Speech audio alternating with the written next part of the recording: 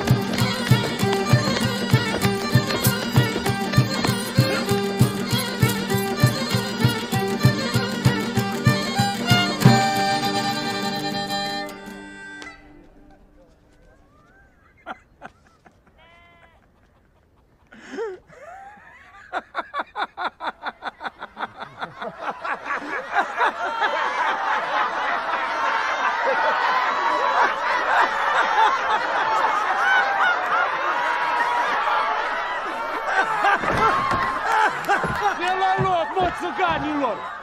Faceți casa de râs! Dacă vă fleanca...